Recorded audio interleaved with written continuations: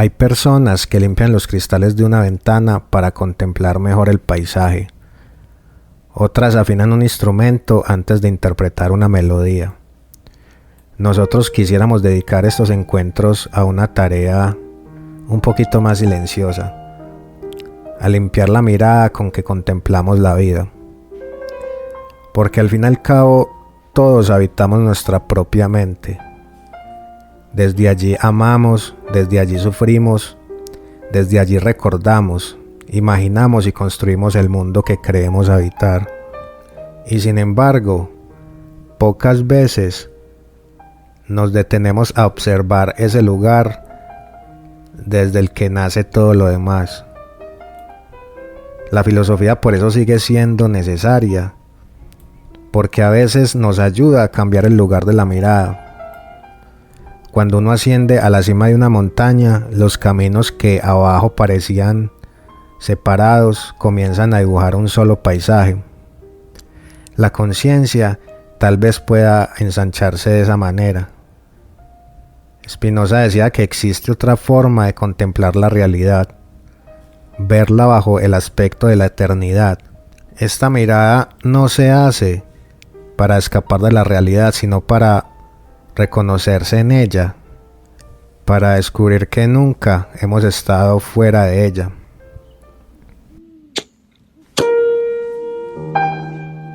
Bienvenidos a Filoparchando de la Noche, el momento en que la filosofía sale de los libros para encontrarse con nuestra vida cotidiana, con la ciencia, con el arte y los demás asuntos que nos constituyen. Filoparchando de la Noche, con su anfitrión, Wilder Carmona.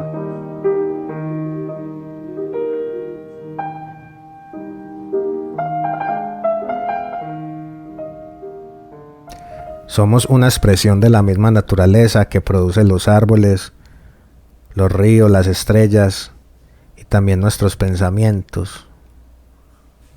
Muchos de nuestros conflictos comienzan cuando olvidamos eso, cuando creemos que vivimos aislados, como si cada uno fuera una isla luchando contra las otras.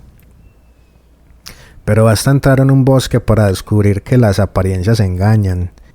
Cada árbol parece vivir por separado. Sin embargo, bajo la tierra todos permanecen unidos por una inmensa red invisible. Los seres humanos nos parecemos más a ese bosque de lo que imaginamos. Hay que aprender a mirar las raíces antes de irnos por las ramas. Hay que comprender un poco mejor lo que ocurre en nuestro interior para también cambiar nuestra manera de encontrarnos con los otros.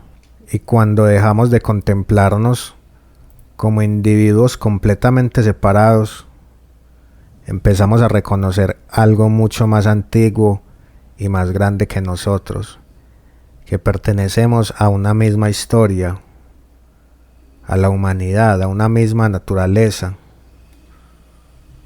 a una misma sustancia infinita, a todo lo que existe.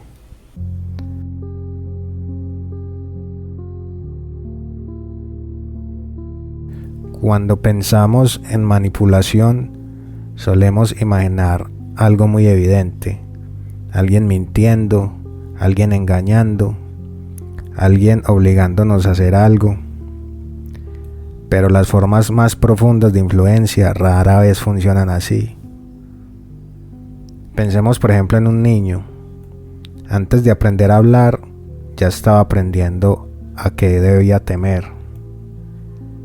a qué debía admirar, qué debe desear, qué le debe gustar.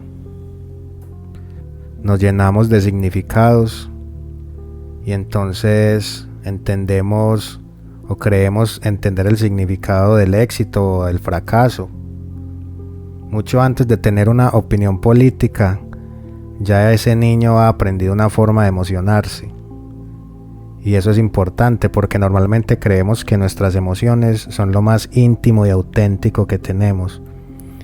Decimos que yo siento esto, que me gusta aquello, que quiero esto, pero es necesario preguntarnos ese querer, ¿de dónde vendrá?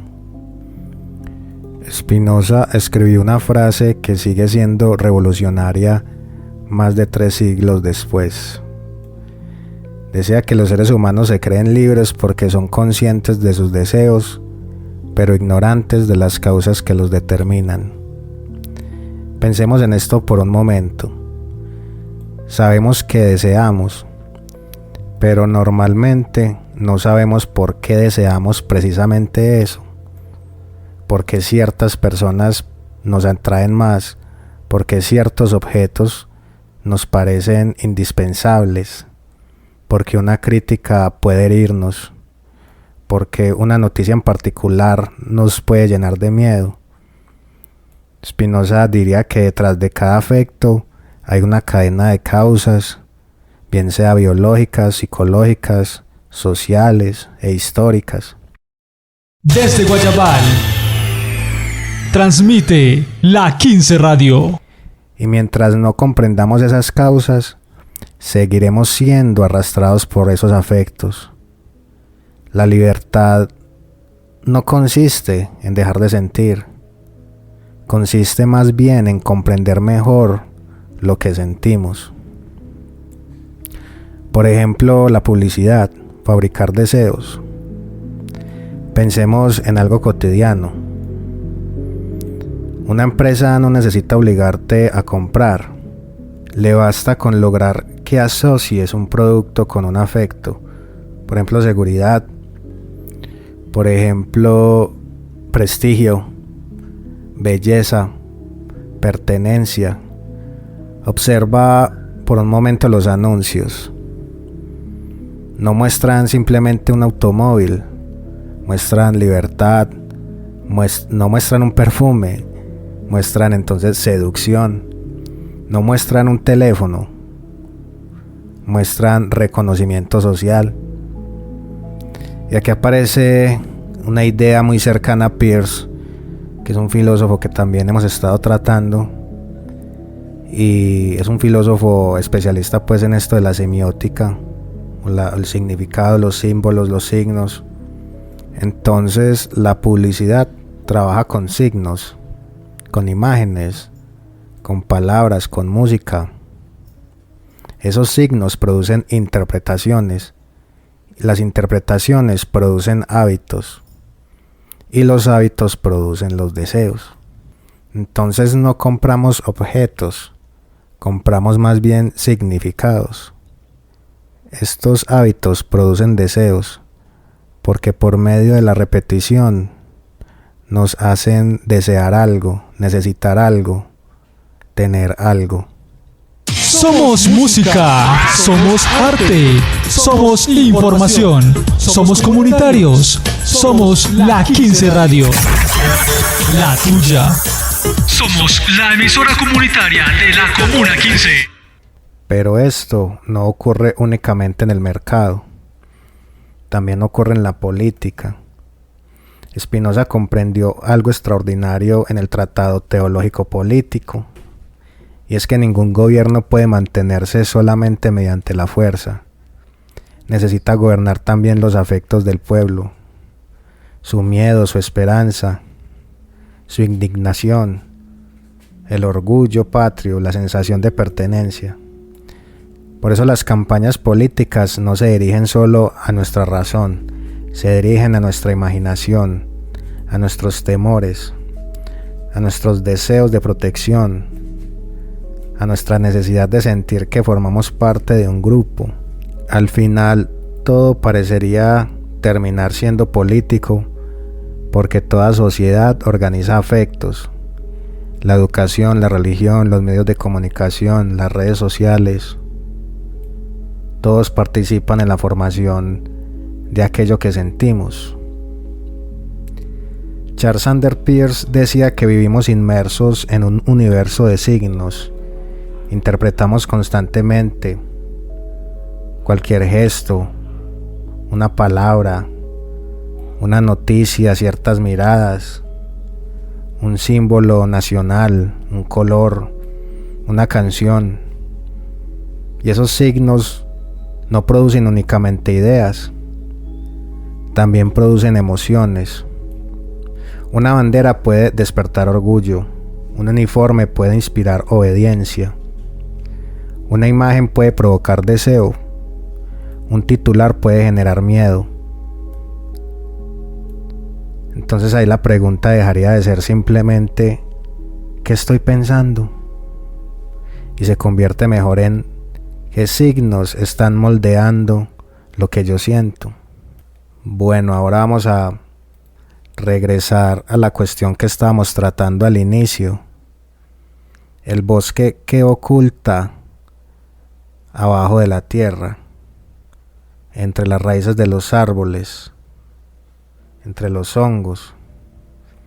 Imaginen un bosque y a simple vista parece que cada árbol vive por separado. Pero bajo la tierra existe una inmensa red de hongos llamada micelio. A través de ellas circulan nutrientes, agua y señales químicas. Lo que parecería una colección de individuos separados, aislados, resulta ser una comunidad profundamente conectada. Los seres humanos nos parecemos más a un bosque que a un conjunto de individuos que están completamente separados. Nuestras emociones circulan, las ideas viajan, la alegría se contagia y el miedo también. Peirce diría que formamos parte de una red de signos, y Deleuze utilizaría otra imagen, el rizoma. El rizoma es como una red subterránea que crece en múltiples direcciones sin un centro único. Las grandes transformaciones muchas veces comienzan así, con conversaciones, con pequeños cambios, encuentros, con pequeños grupos, con nuevas maneras de sentir. Por eso es que algunas experiencias con la psilocibina han mostrado que muchas personas describen una disminución temporal del sentido habitual del yo. Eso no significa pues que descubran automáticamente una verdad sobre el universo, pero sí parecen experimentar una forma distinta de relación con el mundo, menos centrada en un yo separado, sino más conectada con el entorno. Esto podría resultar filosóficamente fascinante, porque Spinoza sostenía que el error fundamental consiste en creernos sustancias independientes. En realidad somos modos de una misma naturaleza infinita. Por eso es que quizás estas experiencias de profunda contemplación en la naturaleza, en la meditación o incluso en ciertos estados extraordinarios de conciencia parecen acompañarse de una sensación de unidad. No como una teoría, es como una vivencia, y que incluso no puede decirse con palabras, es inefable. Nadie sabe lo que puede un cuerpo. En la Ética, Spinoza escribe: nadie ha determinado hasta ahora lo que puede un cuerpo. Normalmente pensamos esta frase individualmente, pero hagamos otra pregunta. ¿Qué puede una comunidad cuando aumenta mutuamente su potencia de actuar? ¿Qué puede un grupo cuando comparte conocimiento? Cuando coopera, cuando conversa, cuando se ayuda, cuando se comunica. Ahí la verdadera revolución no consiste en únicamente cambiar instituciones, es en transformar los afectos que circulan entre nosotros mismos. El odio disminuye nuestra potencia, la cooperación la aumenta, la humillación la disminuye, el reconocimiento la aumenta. Entonces, ¿nuestras emociones pueden ser manipuladas? Sí. Pueden ser orientadas, pueden ser moldeadas, cultivadas.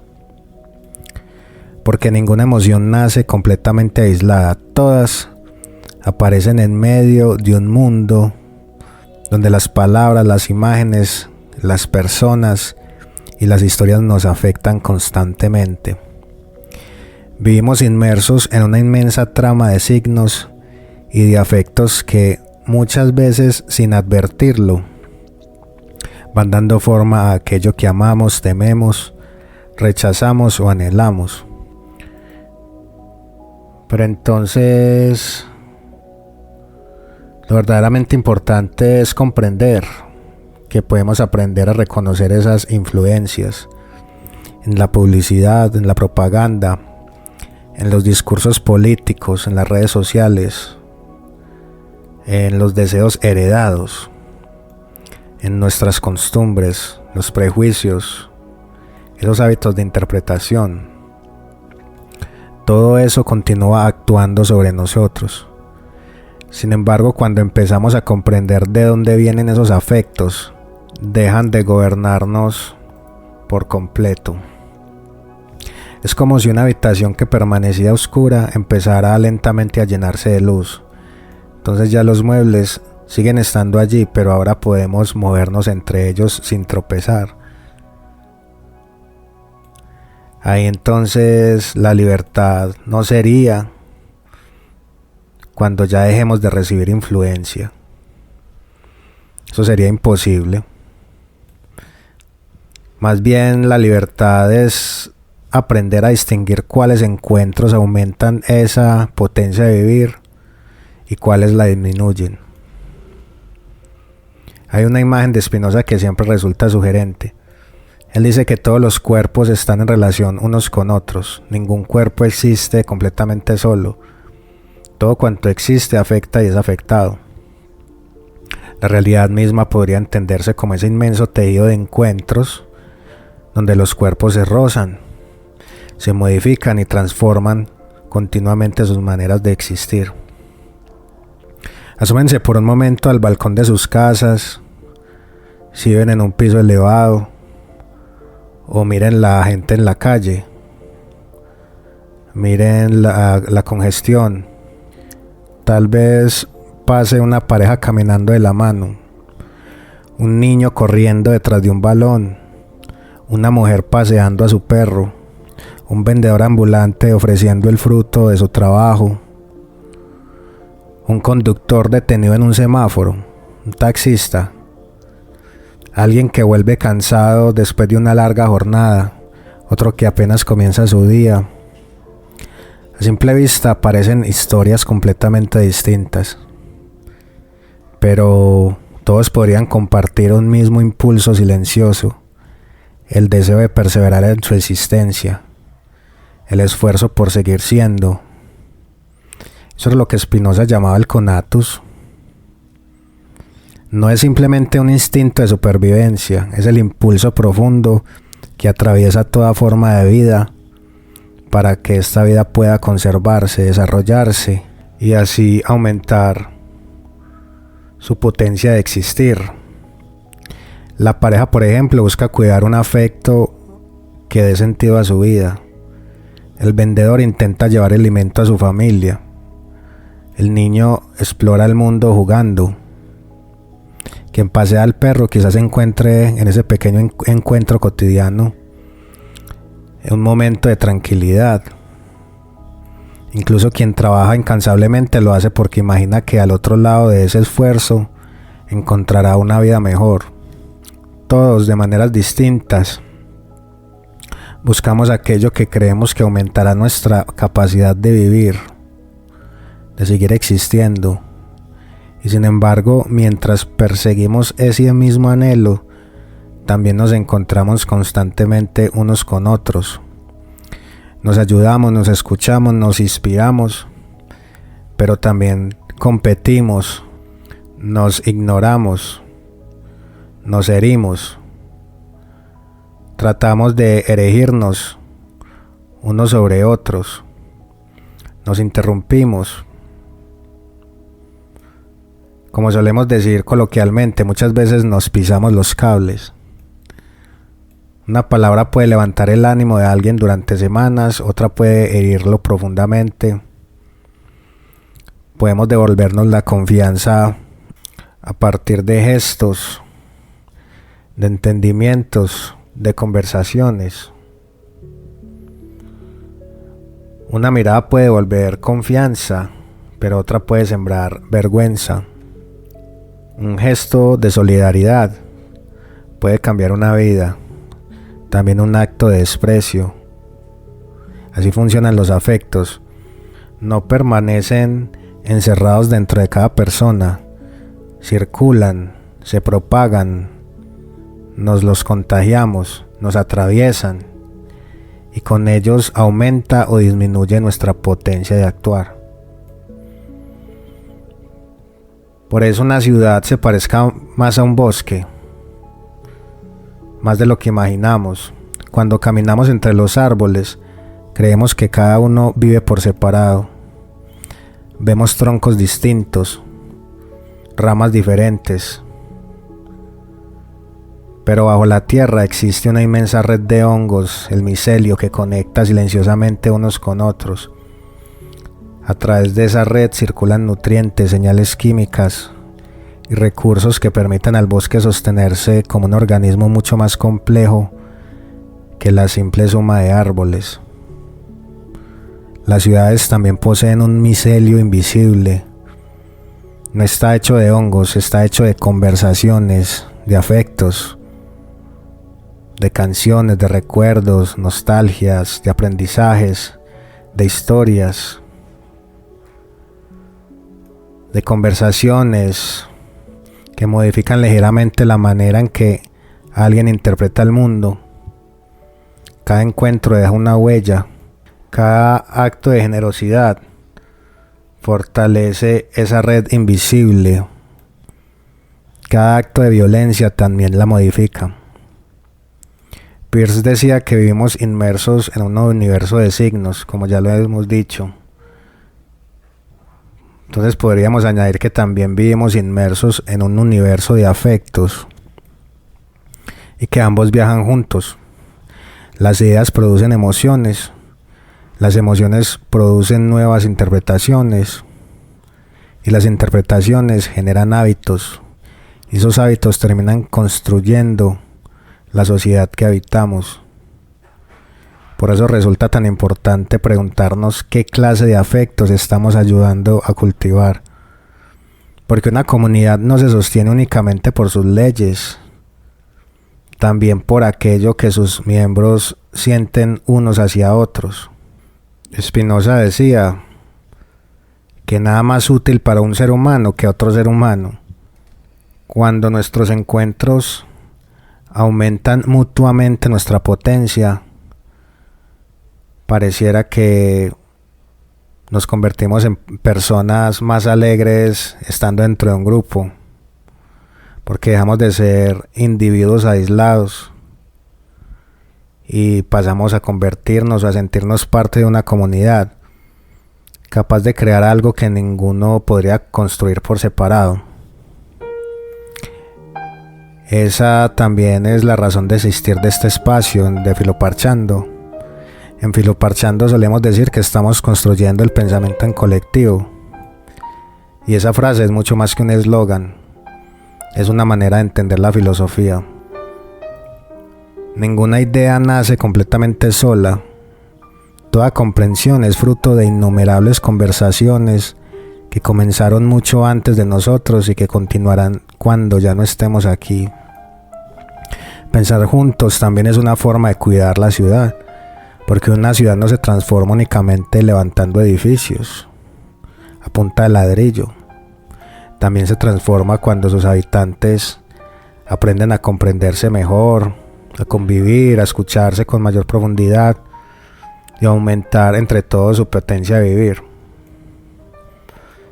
Esa es la revolución más silenciosa, no la que comienza tomándose un palacio, sino la otra, la que empieza con una simple conversación, con un simple encuentro. Y sí, nunca vamos a dejar de ser afectados por aquello que nos rodea, pero sí podríamos elegir convertirnos en personas cuyos encuentros aumenten la vida de los demás. Ese es uno de los aprendizajes que nos deja de pronto esta noche. No estamos aquí para luchar contra la naturaleza, somos una expresión de ella. No estamos separados del bosque. Somos como uno de esos árboles. No estamos separados de la red. Somos uno de sus nodos. Y cuanto más claramente comprendamos esa pertenencia, menos miedo tendremos de los otros y más fácil será descubrir que la alegría también puede compartirse. Bueno, muchas gracias a todos por escuchar este Filoparchando de la noche. Creo que ya hemos llegado al final. Espero que hayan reflexionado un poco acerca de esto de si manipulan o no nuestras emociones. Recuerden escuchar La 15 Radio a través de la página www.la15radio.com. Y bueno, que tengan una feliz noche. Hasta luego.